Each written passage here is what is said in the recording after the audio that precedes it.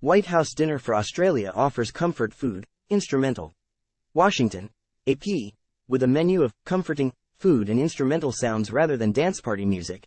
The White House set out Wednesday to throw a state dinner that balanced the desire to celebrate ties to a close U.S. ally with an effort to strike a measured tone at a time of mounting death and suffering unfolding in the Middle East.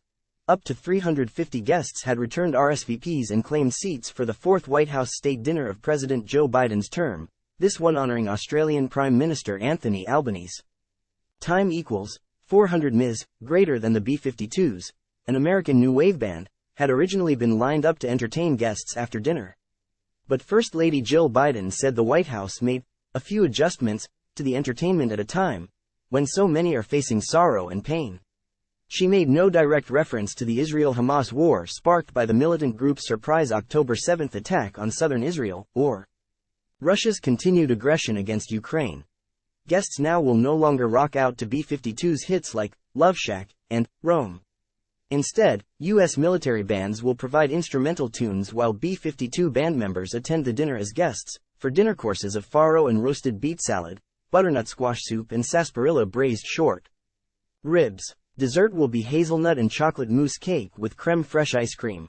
The White House said postponing or canceling Albanese's visit was not an option, casting his overdue engagement with Biden as part of the important diplomatic work that a U.S. president must undertake with allies, even while much of the world's attention is trained on the crisis in the Middle East. Nurturing our partnerships and relationships with our allies is critically important, especially in these tumultuous times, the First Lady said Tuesday.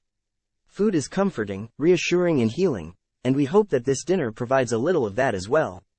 Time equals 400 ms, greater than President Joe Biden and First Lady Jill Biden, along with Australia's Prime Minister Anthony Albanese and his partner Jodie Hayden, waved from the Blue Room balcony during a state arrival ceremony on the South Lawn of the White House, Wednesday, October 25, 2023, in Washington. AP photo, Jacqueline Martin. Biden and Albanese were scheduled to meet last May during the president's trip to the Indo-Pacific, but Biden cancelled his stops in Australia and Papua New Guinea so he could return to Washington for crucial budget talks with Congress. He then invited Albanese to Washington for an official state visit. It is the highest diplomatic honor, bestowed only on America's closest allies. Time equals 400 ms, greater than Biden also has honored the leaders of France, South Korea and India with state visits. Dinner will be held in a temporary pavilion on the White House lawn decorated in pastel shades meant to evoke the feel of Australian spring, the current season down under, and American autumn. Time equals 400 ms, greater than the First Lady continued her practice of inviting an outside chef to work with White House staff on the menu. She selected Katie Budden, chef and co-founder of Curate, an acclaimed restaurant in Asheville, North Carolina, who said the invitation was an incredible honor and true privilege. Before dinner, Jill Biden and Jodie Hayden, Albanese's partner, toured the National Institutes of Health Clinical Center in Bethesda, Maryland, to see how the National Cancer Institute supports pediatric cancer research, including through collaborations with researchers in Australia.